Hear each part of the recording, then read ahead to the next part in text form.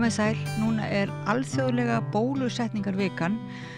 og að því tilefni hef ég fengið góðan gest til mín. Ég heiti Oddný Eir og hér Kristjana Hrönn Ásbjörnsdóttir, faraldfræðingur, dósent í Háskóla Íslands. Takk fyrir að koma og segja okkur aðeins frá bara bólusetningar, ég veit ekki, það eiginlega mörg að taka, faraldsfræðin í sjálfu sér bara býður upp á margar pælingar og spurningar og vekur áhuga held í margara. Já. En svo líka, sérstaklega kannski ef við tölum bólusetningar, þá langaði mig líka bara að vita svona hvernig staðan væri hvað væri svona helstu áskoranir í bólusetningamálunum í dag. Já, þetta takk fyrir boðið, þetta mjög svona, þetta stórt umræðuefni og rosalega mikilvægt umræðuefni og bólusetningar eru náttúrulega svona innan minna kreðsa sem lýðheilsufræðingar og fólk sem að starfar í alþjóðaheilsu, þá þetta svona kraftaverki næst sá árangur sem að hefur náðust með bólusetningum. Það kom út grein í fyrra sem að kannaði hversu mörgum barnslífum bólusetningar hefur bjargað síðustu 50 árin og það það bil 150 milljón mannslíf sem sagt og það jafngildi svona 5-6 á hverri mínútu öll þessi 50 ár. Þannig að þetta náttúrulega gríðarlega merkilegt hvað við höfum náð miklum árangri, en það eins og segir alls konar áskoranir. Það hafa komið upp vandamál í tengslum við bara að það sé nóg til að bóluefni þegar að þarf að halda. Það kom upp á Íslandi 2023 að þá var varað við því að það væri til dæmis ekki nóg til að kíghósta bóluefni og við værum að detta niður fyrir ásættanlega bólusetningar hlutfall fyrir börn gegn kíghósta og svo bara eins og ef manni mælt árið seinna þá vorum við með kíghósta faraldur og börn sem að lögðust inn á barnaspítalann og nú við flest þessi líf sem að hafa bjargast undanfarin 50 ár hafa verið mislingadauðsföll sem við höfum náð að fyrirbyggja en vegna þess að mislingar eru svo gríðarlega smitandi, það mest smitandi eða ef ekki sá mest smitandi sjúkdómur sem að við bara dílum við, þá þurfum við að halda bólusetningar hlutfalli svo opaslega háu til þess að koma í veg fyrir faraldra og nú við bara mjög víða dottið niður fyrir það hlutfall og meðal annars á Íslandi. Það var skýrsla landlæknis sem kom út í fyrra að þar sem sagt árgangarnir sem eru fæddir 2019, 20 og 21, þau eru öll með of lága bólusetninga þáttöku á landsvísu. Getur aðeins útskýrt það svona fyrir þá sem ekki góðir í starffræði þar að segja Já. Þetta hlutfall, ef að það fer undir eitthvað, ef það hlutfallslega of fáir bólusettir, ná þeir þá að koma af stað faraldri bara innan þeirra sem eru ekki bólusettir eða líka þá gagnvart hinum sem eru bólusettir? Sko, við tölum þetta, við kallum þetta hjarðónæmisþröskuldin og þetta snýst sem sagt það þegar við erum að bólusetja einstaklinga þá erum við náttúrulega bæði að vernda þá en svo erum við líka að vernda þá sem eru svona í samfélaginu sem að einhverju hluta vegna svara ekki bólusetningu, það kemur fyrir. Það það bil 85-95% virkni sem næst með einni mislingabólusetningu til dæmis, þannig að þangað til að börn eru búin að fara í endurtekna bólusetningu þá alltaf ákveðið hlutfall sem móttækilegt þó það sé bólusett. En hugmyndin með hjarðónæminu svo að ef við erum búin að dreifa bóluefni nógu vel og nógu jafnt, það hitt, í samfélaginu, þá eru líkurnar á því að smitandi einstaklingur hitti fyrir móttækilegan einstakling, hvort sem hann óbólusettur eða hefur ekki svarað bólusetningu, þá þær líkur svo litlar að við náum að koma í veg fyrir að það verði einhver svona sprengi dreifing eins og við sáum náttúrulega til dæmis í COVID að það kemur upp eitt tilfell og það verður að 20 áður en við vitum af. En ef við náum að sjá til þess að flestir séu ónæmir, að þá þurfum við ekki að hafa eins miklar áhyggjur af því að þetta gerist. Og vegna þess að mislingarnir eru svona opbóðslega smitandi, það meira en 95% af þeim sem að koma, sem að eru móttækilegir sem að hitta fyrir einhvern sem með mislinga, sem að munu líka fá mislinga. Þannig að því meira smitandi sem sjúkdómurinn því hærri þurfum við að ná þessu hlutfalli til þess að koma í veg fyrir faraldur. Og það var kannski vitað með COVID að það væri smitandi en það var kannski ekki alveg vitað hversu hættulegur var, þannig að það var ákveðin óvissa og margir kannski mjög gagnrýnir á það þá að það skildi vera farið í alveg hæsta stig í svona varúðaráðstöfunum og sem sumir sögðu svona hálfgerðum áróðri fyrir bólusetningum, það að segja svona eins og hræðslu áróðri. Það hefur komið dálítið svona, er það ekki upp svo umræða núna og sérstaklega kannski varandi, ekki varandi, maður er hugst, ekki kannski varandi, svo mikið varandi kannski tæknina sjálfa eða aðferðina sem er stórkostleg uppfinning, þessi bólusetning, bara að gefa, er það ekki, já ég ætla að ekki að fara út í það, já, en hitt þetta með sko hvað er í bóluefnunum og þetta sé stórfyrirtæki, einkafyrirtæki og þetta sé upplýsingaleynd og í kringum hvað er í þessu og samningarnir sem ríkisvaldi gerir. Er þetta ekki allt svona, þetta er ekkert á þínu sviði sem faraldsfræðings eða hvað? Já, náttúrulega, ég er mjög meðvituð alla þessa umræðu en já, vissulega sko samningar á milli stórfyrirtækja og ríkja er ekki, það er svona aðeins út fyrir mitt svið, en hins vegar þá er eitt sem að fólk gerir sér oft ekki grein fyrir er það að fyrir COVID-faraldurinn þá var staðan orðin svo í bóluefnamarkaðnum að það var erfitt að fá lyfjafyrirtæki til þess að framleiða bóluefni vegna þess að þau eru ekki gróðavél. Það er sem sagt það að geta bólusett börn einu sinni eða kannski 3 á ævinni og svo séu þau vernduð gegn sjúkdómi alla ævi. Þetta er eitthvað sem að samfélagslega er gríðarlega verðmætt en svona í peningum séð þá er þetta ekki það sem að lyfjafyrirtækin græða á. Það sem að lyfjafyrirtækin græða á það eru lyf sem að við förum á kannski á miðjum aldri og erum á alla okkar ævi. Það er þessi blóðfiturlækkandi eða blóðsykurslækkandi lyf sem að þannig að það er algengur misskilningur að þetta sé allt saman gróða miðað og lyfjafyrirtækin eru til dæmis þau taka þátt í alþjóðlegu samstarfi sem heitir Gavi og þar gefa þau 100 milljóna skammta bóluefnum á ári vegna þess að þetta er lítil fjárfesting í stóra samhenginu en bjargar sem sagt öllu þessum barnslífum þannig að ókeypis bóluefni til þróunarlandana er bara stór hluti af svona kannski góðgerða starfi lyfjafyrirtækina sem þau náttúrulega fá skattaívilnanir, þú veist ég er ekki að halda því fram að þetta sé alvöru góðgerðastarf en þetta er sem sagt, það er algengur miskilningur að þetta sé einhver rosa gróðamaskina fyrir þessi fyrirtæki. En svo hins vegar þegar að COVID kemur upp að þá gjör breytist þetta umhverfi, þetta fjárfestinga umhverfi og þar með geta orðið þessar rosalega hröðu framfarir í bóluefna þróun vegna þess að öll heimsbyggðin allt í einu þurfti á þessum efnum að halda og þetta með sko hversu alvarlegt og hversu smitandi COVID var, það var náttúrulega svona einstök staða sem að kemur þarna upp vegna þess að þegar að nýr sjúkdómur kemur upp, nýr smitsjúkdómur þá eru við í þeirra óvenjulegu stöðu að það eru allir móttækilegir, það er engin ónæmur þannig að þess vegna vorum við alltaf að einblína svona mikið á sko þó að það væri mögulega ekkert voðalega stór prósent af fólk sem að yrði alvarlega veikt og þyrfti gjörgæsluinnlögn til dæmis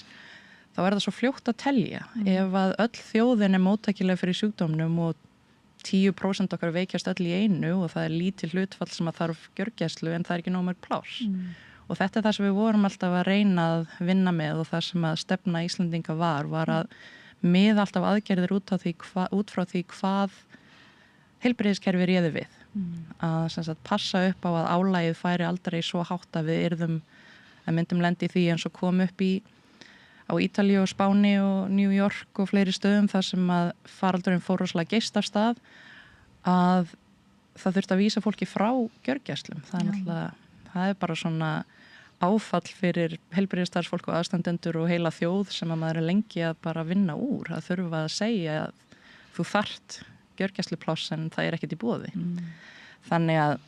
það var sóttkvín náttúrulega notu líka. Það var smitrakningin og sóttkvín og öll þessi COVID-próf sem við vorum að fara í og svona. Og varst þú í þessu teimi beinlínis? Nei, ég í rauninni flutti heim til Íslands áramótin 2021.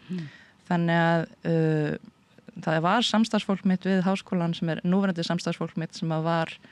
með í þessari áætlanagerð og var að gera líkön og spá fyrir hversu stór faraldurinn gæti orðið og svona, en ég var ekki þáttakandi í þeirri vinnu. En þetta sem sagt, þetta var hugsunin á bakvið allar okkar aðgerðir og eins þetta þegar að bóluefnin koma að hvetja sem flesta til þess að þiggja þau vegna þess að þannig gátu við dregið úr þessu framtíðar álagi á spítalana sem við vorum alltaf að hafa áhyggjur af. Þannig að þetta er náttúrulega gríðarlegur lærdómur væntanlega, þetta COVID-dæmi allt saman, og það hefur ekki fyrir þig sem faraldfræðing, það hefur ekki afsannað gildi bólusetninga og raunverulega mikillar þáttöku í bólusetningum. Nei, alls ekki. Það eru til mismunandi tegundir af ónæmi sem að bólusetningar vekja og það sem við vorum alltaf öll að vonast eftir í upphafi var að þetta yrði svona bóluefni sem að myndi kalla á ónæmi sem að stoppaði smitt. Það er náttúrulega það sem við vonum alltaf og það er til dæmis það sem að mislingabóluefni gerir. Að það verður bara til þess að þó að þú komist í snertingu við smitandi einstaklinga þá gerist ekki neitt. En hins vegar er til annars konar ónæmi sem sem sagt að það ræsir ónæmiskerfið sem að þá fljótar að bregðast við sýkingunni og vinnur betur úr henni og verður þá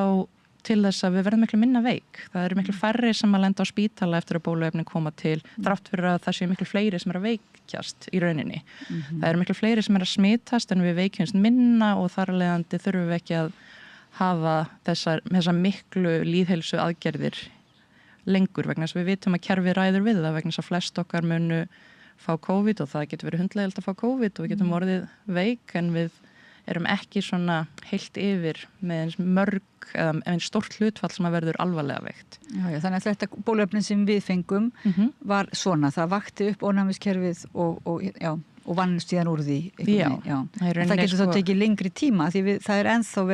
fólk er ennþá að veikjast af COVID á Íslandi, er það ekki? Jú, og það er bara því miður virðist vera staðan með COVID, alveg eins og með inflúensuna, að við fáum ekki inflúensu einu sinni og aldrei aftur, heldur getum við fengið hana aftur og aftur og þó að við höfum öll verið að vona að fólk myndi annarkvort fá COVID einu sinni eða fá bólusetningu og vera þar með ónæmt alla ævi, þá hefur það ekki reynst vera tilfellið. Þannig að þetta er ennþá í dreifingu í samfélaginu, en hins vegar svona þegar við horfum á hversu stórt hlutfall þeirra sem að smitast af COVID enduðu á spítala eða á gjörgæslu eða jafnvel dóu úr COVID áður en að bóluefni komið til og svo samanburðurum við núna, þá er staðan allt önnur þó að COVID virðist vera bara komið til að vera hluti af svona flóru smittsjúkdómar sem að eru alltaf í einhverju dreifingu. Og verður þá mælist til þess að menn láti bólusetja sig árlega eitthvað svolítið eins og fyrir þá sem eru með viðkvæmt kerfi bólusetja sig reglulega, er það í gangi? Eftir því sem ég best veit að þá er mælt með því á fyrir eldra fólk og fólk getur óskað eftir því að fá viðbótar bólusetningar ef það hefur sérstaklega ástæði til, þar að segja eldra fólk eða fólk með undirliggjandi sjúkdóma sem hefur áhyggjur af COVID-smitti getur fengið viðbótar bólusetningar og þá er það líka svona eins og flensu bólusetningarnar að það er verið að aðlaga þær að svona nýjum afbrigðum sem eru í dreifingu og svona til þess að reyna að ná sem bestri vernd. En vinna menn sér ekki inn eina punta sko með því að fá oft COVID, kemur það, þú veist, er þetta ekki þannig vírus þá? Sko, jú og nei, þú færð tímabundið ónæmi af því að smittast á COVID en ónæmið sem fæst af bólusetningu varir lengur og er sterkara heldur en ónæmið sem að fæst af því að smittast. Þannig að ef að valið stendur þarna á milli þá er það betra en hins vegar er ekki verið að mæla með því að allir láti bólusetja sig árlega eða svoleiðis, þannig að það er búið að skoða þetta og meta það þannig að sem sagt við séum flest orðin full bólusett og þar með þurfi ekki að vera regluleg bólusetning nema fyrir þau sem eru í sérstakri áhættu. Okay. En svona yfir höfuð þá er gagnvart svona faraldrum þá er bólusetningin mjög máttugt tæki. Já, heldur betur. En þið vonið samt til að þeir eru alltaf að bíða eftir raunverulega meiri þróun efnisins, þannig að það sé virkara eða einhvern veginn virki betur eða hvað, því það er virkilegt, það er einhver svona, já, eitt bóluefni er ólíkt öðru og svarar einum faraldri ólíkt. Já, það er bara eins og við sáum þegar við vorum svona einhvern veginn á kafi í því að fylgjast með COVID-faraldrinu, það voru alltaf að koma þessi nýju afbrigði og ný afbrigði verða bara til með stökkbreytingum og stundu veldur stökkbreyting í veiru því að hún er meira smitandi og stundum er hún minna smitandi, stundu veldur það því að hún er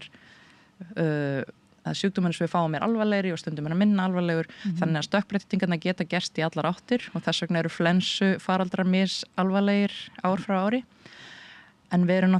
alltaf það er alltaf verið að þróa út í heimi ný og ný COVID-bóluefni vegna þess að ef það skildi nú koma eitthvað afbrigði sem að yrði kannski bæði meira smitandi og alvarlegra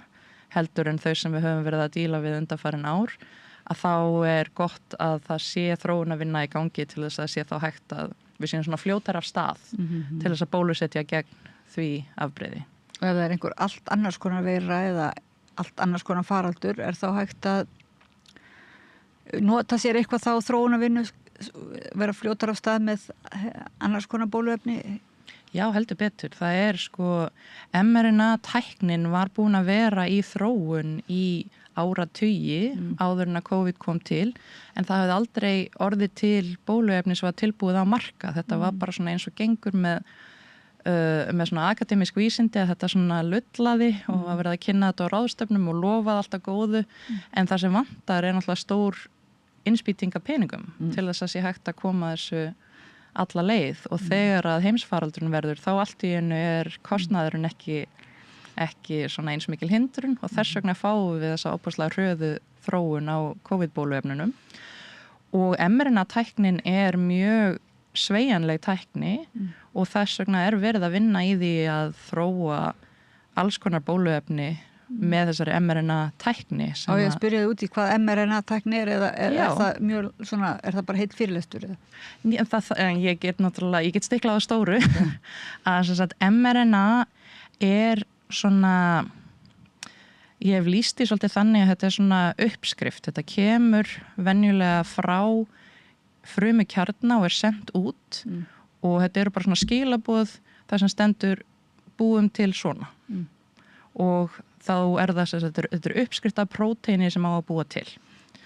og þetta gengur bara í aðra áttina úr kjarnafrumunar og út en aldrei aftur inn. Þetta M-ið stendur fyrir messenger, þetta er messenger RNA, þetta eru skilaboð frá kjarnanum út í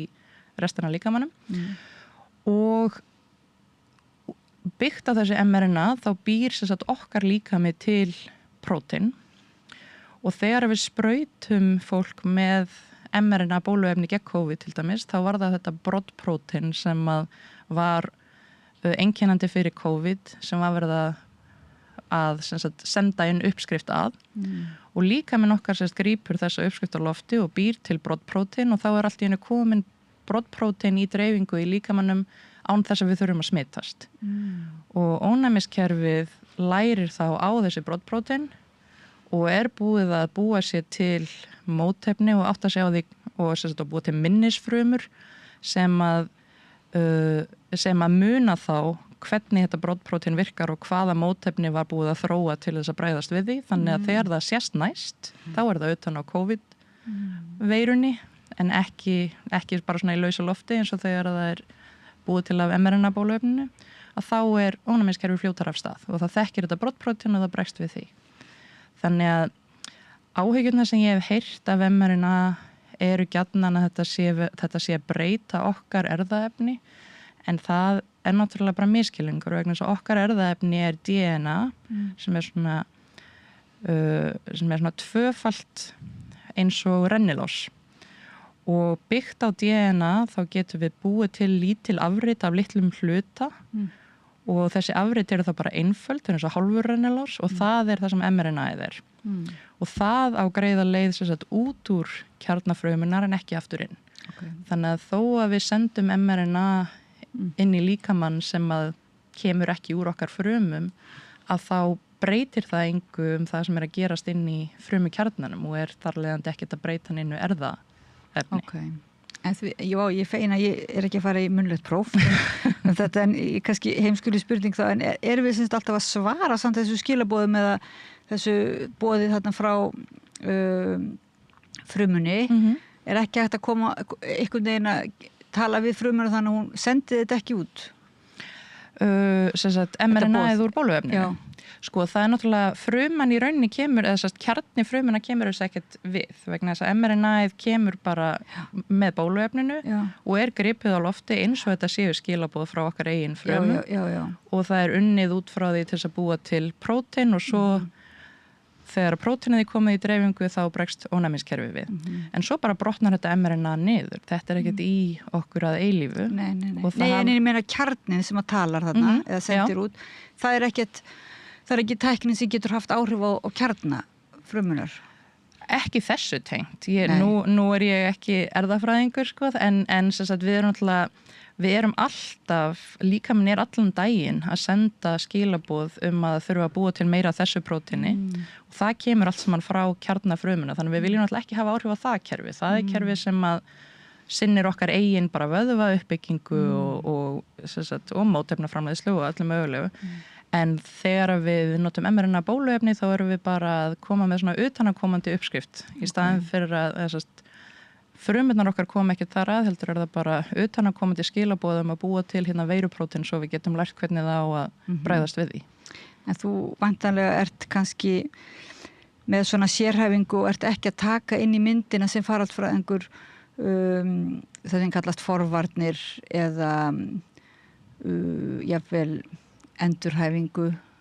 eitthvað svoleiðis. Jú, sko faraldsfræðingar eru við rannsökum í rauninni dreifingu sjúkdóma í þjóðinni. Það að segja hverjir veikjast, hvers vegna veikjast þeir, hvað hægt að gera til að koma í veg fyrir að fólk veikist og svo hugsaum við líka sko afleiðingar veikinda og það náttúrulega stór spurning sko þó að fólk jafni sig af sem sagt akút veikindum eftir að hafa smittast að þá náttúrulega stór hópur á Íslandi eins og annars staðar sem að glíma við langtíma afleiðingar af COVID smiti og það alveg stór þáttur sem að við þurfum að vera að hugsa út í sem þjóð, bara svona fjármögnun endurhæfingar og fjöldi plássa í endurhæfingu sem við þurfum og svona, þannig að þetta allt saman hluti af faraldsfræðinni. Það svolítið merkilegt hvað svona, sko, eins og að því að það eins og við höfum talað yfir okkur COVID eða þannig, þetta fengur svolítið nóg, þannig að fólk hefur ekki mikinn áhuga eins og vita núna þegar veikist, það hefur ekkert svo mikinn áhuga að vita hvort þetta COVID eða ekki og maður hefur heyrt í fólki sem að hefur verið greint með þetta long COVID og Akureyrar klínikin hefur verið stofnuð held ég til þess að taka meðlandsamót á því að það verist ekki verið einmitt svona mikill áhugi kannski svona bara hjá almenningi að vera tjá þetta orðið sem svo kallaði ruslflokkur eins og sem Já, það náttúrulega kannski skiljanlegt að meðan ég búin að vera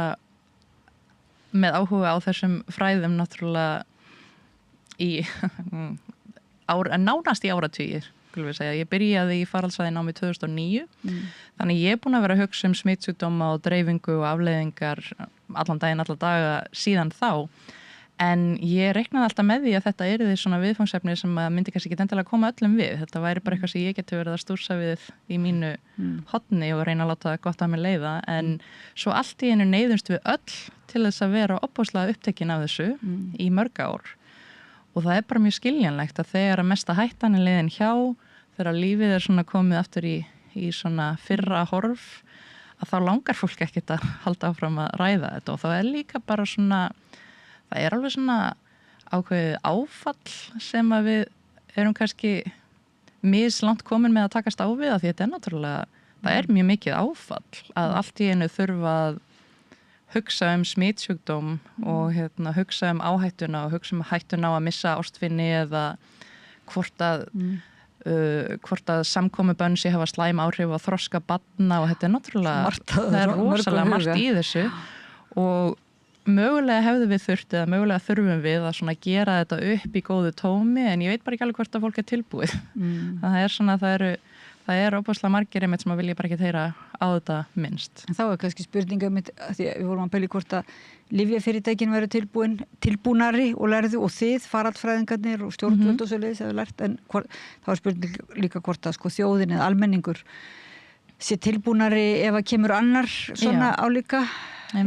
hvort að við búum að þessari reynslu eða hvort að verði alveg bakslag bara allir fari í mótþróan.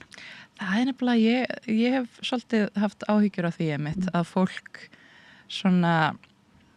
við erum fljóta að gleyma sko, að þegar að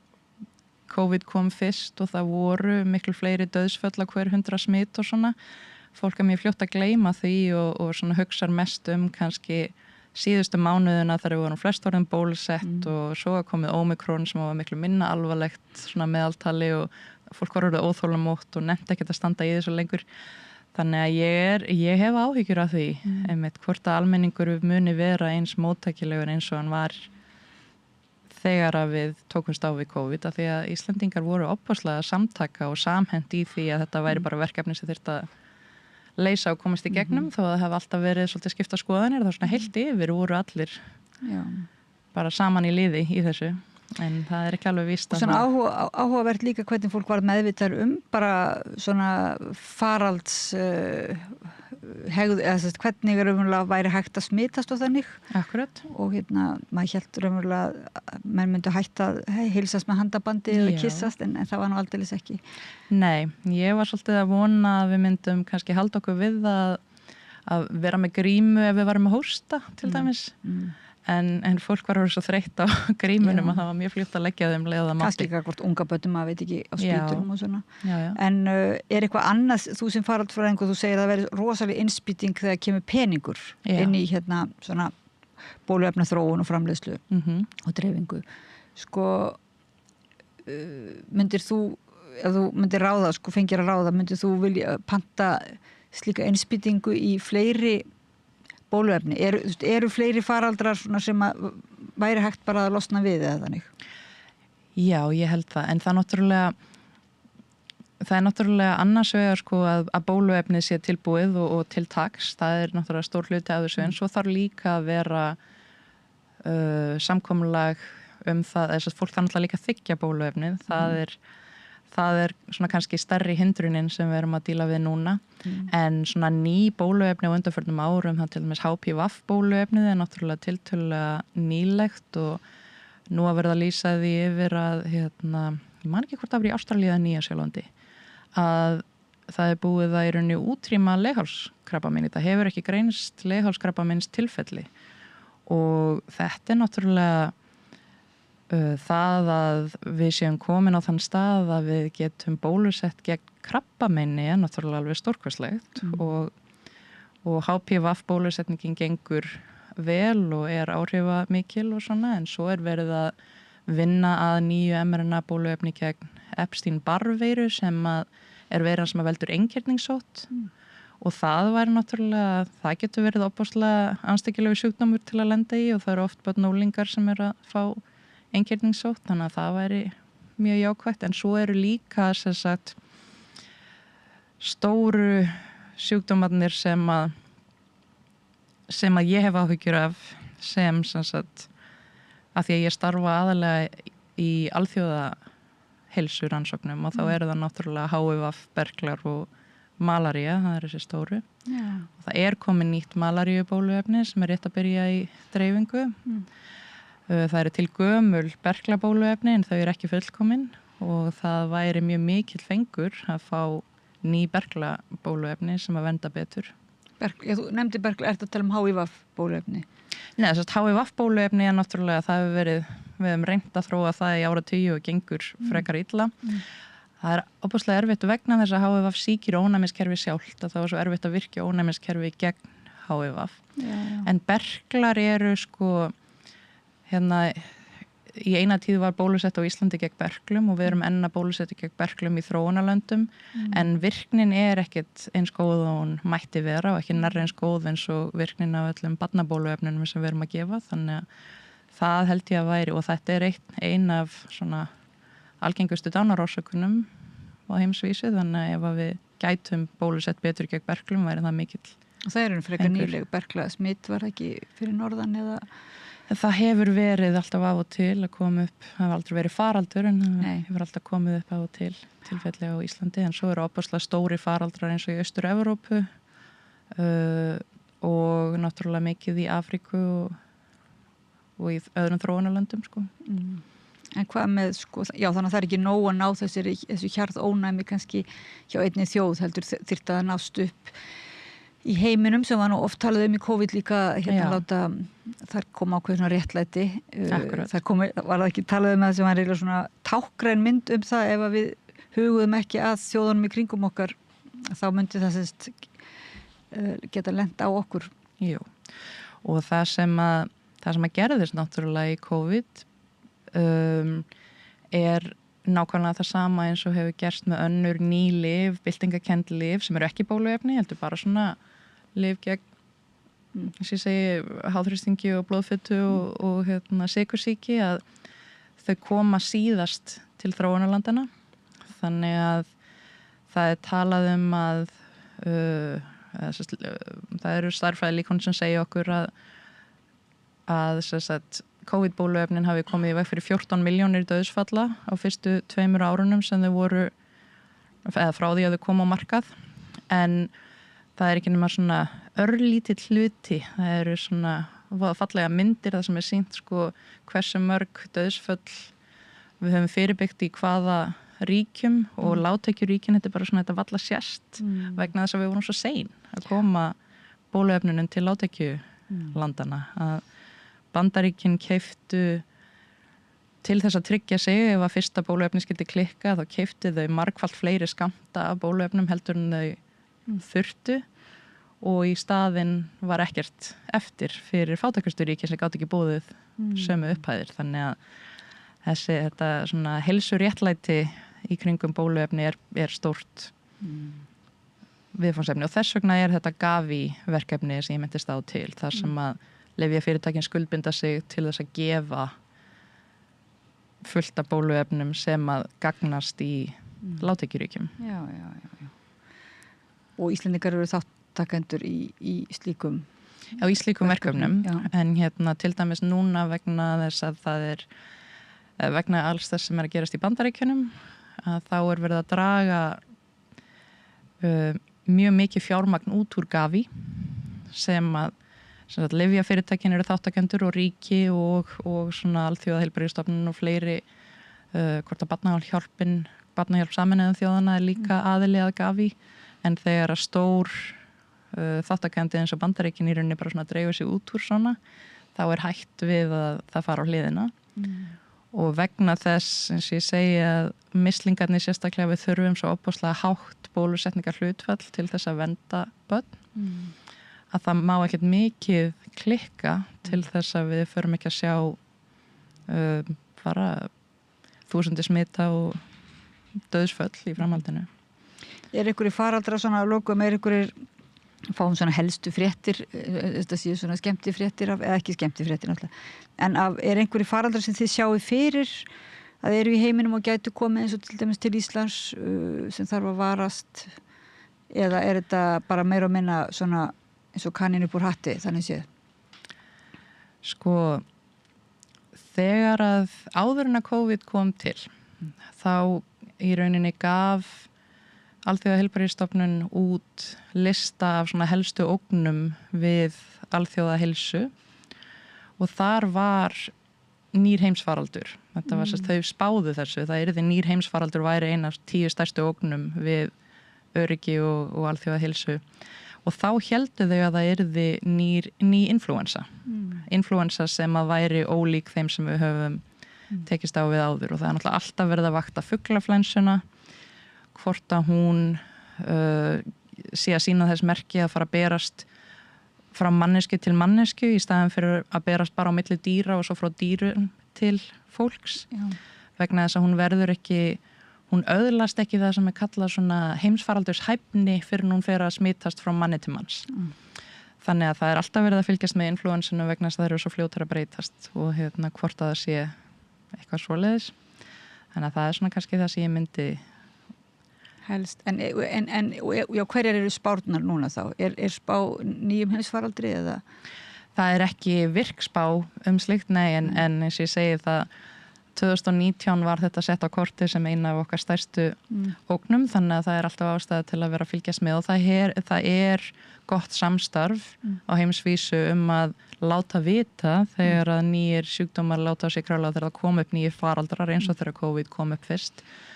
En svona gaman að segja frá því að önnur af þessum 10 stærstu ógnum við alþjóðaheilsuna var bólusetningahygg. Já. Að það þarf ekki mikið að gerast til þess að við missum hjarðónæmi gegn bara mjög mörgum af þeim sjúkdómum sem við bólusetjum gegn og þar eru náttúrulega kíghósti sem er gríðarlega hættulegur fyrir ungbörn og það er ekki hægt að bólusetja ungbörnin sjálf fyrir en þau nálgast hálfsárs þannig að þar er náttúrulega tímabil þar sem þau eru óbáslega viðkvæm og óbáslega móttækileg og ef að við missum bólusetningar hlutfalli í samfélaginu niður þannig að við getum reiknað með því að ungbörn komist í snertingu við kíghósta bara reglulega þá er það náttúrulega hræðilegt eða getur orðið alveg hræðilegt og eins eru náttúrulega mislingarnir og ýmsir aðrir af þessum barnasjúkdómum sem við bólusetjum gegn þannig að þetta eru hvortveggja hlutir sem við þurfum að vakta. Þannig er þið ekki bara að kljást við faraldra svona veirur og þannig heldur líka kannski upplýsingaóreiðu og einhvers konar ótta bara sem að stundum er á við rök að styðjast af því að það hefur nú oft verið talað að það séu auka verkanir af bóluefnum til dæmis sem að maður stundum hugsa með sér af hverju ekki bara fólki leyft svolítið að ræða það í staðan fyrir eins og að þagga það niður af ótta við að þá muni sem sagt að því að þá verður kannski til einhver svona verður til einhverja samsæriskenningar eða Já, sko það er engin spurning að það eru aukaverkanir af bóluefnum bara eins og að flest öllum lyfjum sem við tökum inn. Það er mjög sjaldséð lyf þar sem að þú getur ekki opnað fylgiseðilinn og fundið aukaverkanir sem gætu átt sér stað. En ástæðan fyrir því að þessi lyf og þessi bóluefni koma á markað er að það er búið að meta áhættuna annars vegar af sjúkdómnum sem að við erum að fyrirbyggja eða meðhöndla og hins vegar af aukaverkunum og sjá að það er heilt yfir áhættu minna að bólusetja heldur en að fá sjúkdóminn. En hins vegar er þetta alveg satt að það má ekki, að umræðan má ekki verða svo svart-hvít að það sé verið að segja að það sé engin áhætta af bóluefnum vegna þess að það er bara ekki satt en hins vegar er svo áhætta hverfandi lítil miðað við áhættuna af sjúkdómunum sem að við erum að bólusetja gegn. Og það á að sjálfsögðu að mega ræða hlutina og fólk má ræða sína reynslu og sínar áhyggjur og það er ég held að flestir barnalæknar til dæmis séu alveg tilbúnir að ræða við foreldrar sem hafa áhyggjur af því að auðvitað vilja allir bara taka bestu ákvörðunina fyrir sín börn og þetta er stór ábyrgð að þurfa að taka ákvörðunir heilsu barnsins síns fyrir þess hönd löngu áður en það hefur neinar forsendur til þess að velja sjálft. Þannig að auðvitað er erfitt sérstaklega að fólk hefur lent í því að börn er að fái aukaverkanir að þá verður ákvörðunin erfiðari en það sem er erfitt við þetta er að við getum aldrei sagt þitt barn mun ekki fá aukaverkun og við getum heldur ekki sagt þitt barn myndi verða mjög mikið veikt ef það fengi þennan tiltekna sjúkdóm sem við erum að bólusetja gegn. En við getum sagt að af hverjum 1000 börnum þá mun 1 fá alvarlega aukaverkun en 10 eða 100 leggjast inn á spítala ef það fá sjúkdóminn. Þannig að við getum aldrei ábyrgst fyrir hvert barn að það sé engin áhætta af bóluefninu en við getum eins og að sagt að svona heilt yfir þá er áhættan meiri með því að sleppa bólusetningu. En þú sem fræðimaður segir þetta og svo náttúrulega spurning hversu langt stjórnvöld þá hverju sinni og þá kannski lyfjafyrirtæki sjálfi að gangi því að sannfæra fólk að hvetja fólk til þess að láta bólusetja börnin og sig sjálf. þar sem að og einhvern veginn sér kannski samfélagið það sjálft, þar að það verður svona einhver hópþrýstingur af því þetta er spurning, þetta fer út, þetta er ekki bara eins og að taka háþrýstilyf, þetta varðar okkur öll, þannig að þetta hlýtur að verða svolítið, maður sér fyrir sér svona, og maður hefur heyrt svona vandræða, þar sem að eiginlega er kvartað yfir hlustunarleysi og báða bóa Já, það er eins og þú segir smitsjúkdómar eru ólíkir mörgum öðrum að því að þeir eru ekki einkamál. Það, ef að ég kýs að láta ekki meðhöndla háþrýstingin minn þá skaða ég engan nema sjálfa mig. Og þó að heilbrigðisstarfsfólk myndi væntanlega leggja töluverða áherslu á það að útskýra fyrir mér af hverju það sé réttari ákvörðun að meðhöndla heldur en ekki, þá er það samt bara ég sem að þarf að hafa áhyggjur af. En þegar við hins vegar tölum til dæmis mislingabóluefni, við þurfum að lágmarki 95% þáttöku í bólusetningum til þess að við séum með hjarðónæmi gegn mislingum. Og við bólusetjum ekki gegn mislingum fyrir börn eru orðin ársgömul. Þannig að þá erum við með fullt af nýburum sem eru móttækileg fyrir mislingum. Svo eru börn sem eru ónæmisbæld, til dæmis í krabbameinsmeðferð, þau eru mögulega ekki ónæm gegn mislingum. Þannig að þá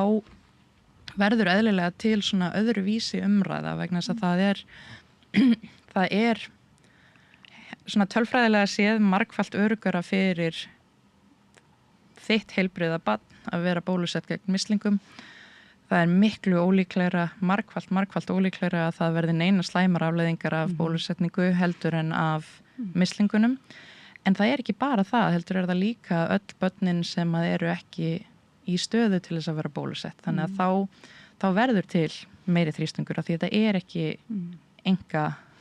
mál, þetta er ekki einstaklingsákvörðun á sama hátt eins og að meðhöndla sjúkdóm sem að er innra með okkur og við getum ekki deilt með öðrum. Og ég er ekki með, hvað segirðu? Nei, þannig að faraldsfræðin er þá mjög svona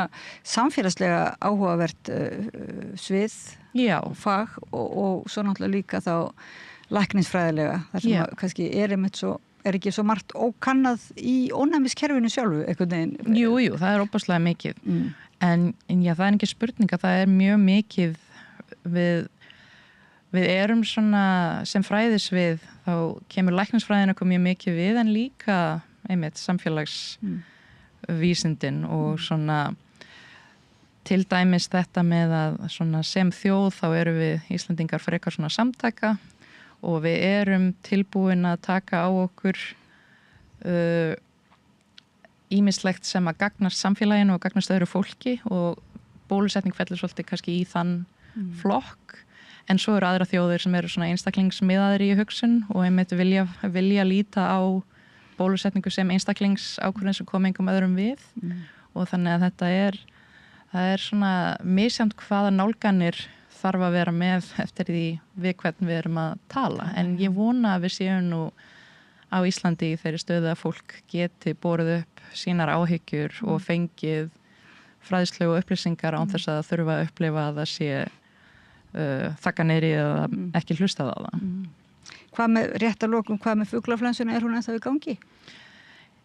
Hún er ennþá í gangi. Ég hef ekki reyndar fylgst nógu vel með hver staðan er á Íslandi. En hún er ennþá í vöktun og það hafa verið að koma upp stöku tilfelli í manneskjum í Bandaríkjunum en hún hefur allavega hingað til ekki sýnt þessi merki sem að að hún sé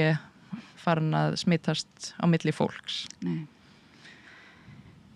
Kristjana Hrönn Ásbjörnsdóttir, faraldsfræðingur, dósent Háskóla Íslands, hjartans þakkir fyrir að koma að Rauðaborðinu og í tilefni alþjóðlegar bólusetningar viku. Já, takk fyrir það. Takk fyrir að fræða okkur. Ég vona að hlustendum og áhorfendum hafi þótt þetta jafn upplýsandi og mér. Þetta er svona svið sem að mann finnst þess að við þurfum eiginlega stúdera miklu meira. Bæði er það bara áhugavert en líka kannski að því að það er þörf á því. Við höldum áfram við Rauðaborðið eftir smástund, farið ekki langt. Takk fyrir. Samlokubrauð, maltbrauð, tékkneskt-brauð, súrdeigsbrauð, brauð ársins, Bernhöfts bakari, íslenskt handverk síðan 1834. Þú ert að hlusta á Samstöðina. Róttækt sjónarhorn á atburði dagsins.